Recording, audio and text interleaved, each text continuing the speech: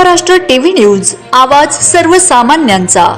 Breaking news. 2 दिवसात 38 मेंढ्यांचा मृत्यू, मेंढपाळाला अश्रू अनावर, पशुसंवर्धन विभागाची तातडीने धाव।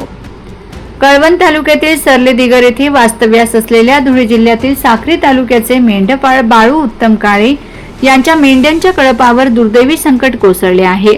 अवघ्या 2 दिवसात तब्बल 38 मेंढ्यांचा मृत्यू झाल्याने पशुपालकांमध्ये चिंतेचे वातावरण निर्माण झाले असून या घटनेमुळे लाखो रुपयांचे आर्थिक नुकसान झाले आहे।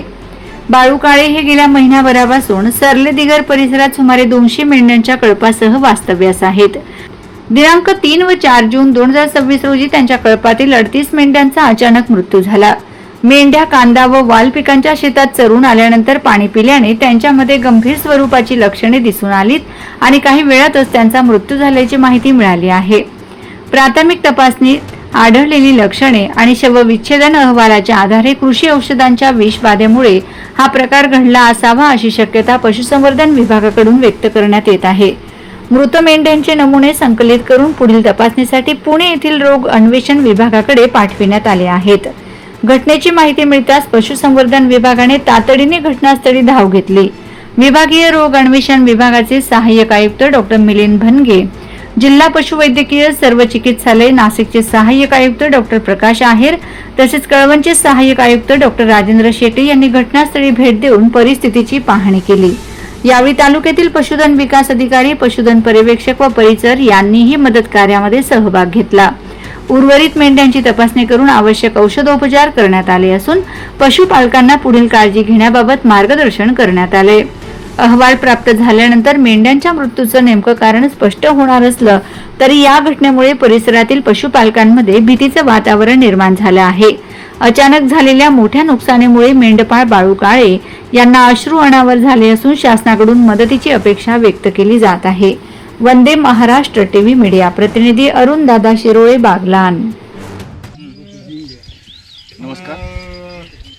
धुळे जिल्ह्यातील साक्री तालुक्यातील विजापूर येथून दरवर्षीप्रमाणे चाऱ्याच्या शोधात आलेल्या श्रीयुत बाळू उत्तम काळे यांच्या मेंढ्यांच्या कळपामध्ये गत काही दिवसांपासून मरतूक आढळून आलेली होती।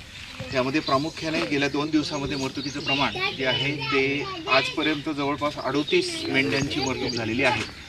या दृष्टिकोनातून पशुवैद्यकीय पथकाने या ठिकाणी आलं आणि इन्व्हेस्टिगेशन केली आणि त्यानंतर असं आढळून आलं की या मेंढ्यांच्या खाण्यामध्ये कांदा आणि वाल हे खाण्यात आलेले होते आणि त्या ठिकाणी बहुतेक वेळा फवारणी केलेली असते। त्यामुळं त्या अनुषंगाने उपचारांची दिशा पण निश्चित करून उपचार सुरू करण्यात आलेले आहेत। पशुवैद्यकीय पथकामध्ये स्थानिक स्तरावर सहाय्यक आयुक्त डॉक्टर शेट्टी साहेब तसंच आता नाशिक येथून उपलब्ध झालेले जिल्हा पशु सर्व चिकित्सालयाचे डॉक्टर आहेर साहेब, रोग अन्वेषण प्रयोगशाळेचे मी स्वतः डॉक्टर भणगे आणि स्थानिक स्तरावर कार्यरत असलेल्या पशुधन विकास अधिकारी यांनी देखील पशुधनाचा उपचार निरंतर पद्धतीने ठेवलेला आहे।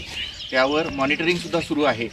भविष्यात असे प्रकार घडू नये याकरता सर्व मेंढीपालक तसेच पशुपालकांना आवाहन आहे की आपल्या पशुधनासाठी चांगला आणि योग्य तो चारा आणि पाण्याची योग्य व्यवस्था करा। आता नजीकच्या काळामध्ये जो पाऊस येऊ घातलेला आहे त्या अनुषंगाने आवश्यक ते लसीकरण नजीकच्या पशुवैद्यकीय संस्थेमध्ये डॉक्टरांना संपर्क करून पूर्ण करण्यात यावं आणि कुठल्याही बाधित किंवा आजारी पडलेल्या पशुधनाची तात्काळ नजीकच्या दवाखान्यात किंवा संस्थेमध्ये माहिती द्यावी, जेणेकरून लगेचच त्याला त्याविषयी योग्य ती कार्यवाही करून त्यांचं बहुमोल पशुधन वाचवता येईल। या ठिकाणी बाधित असलेल्या 2 मेंढ्या आहेत, त्यांचं देखील आम्ही आता पाहणी करणार आहोत आणि उर्वरित पशुधनामध्ये आजाराचं प्राबल्य वाढू नये या दृष्टिकोनातून योग्य ते उपचार करण्यात येत आहे।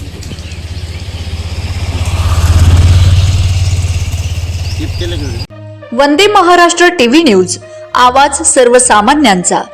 अशाच नवनवीन बातम्या पाहण्यासाठी आमच्या चॅनलला सबस्क्राईब करा, बेल आयकॉनला क्लिक करा।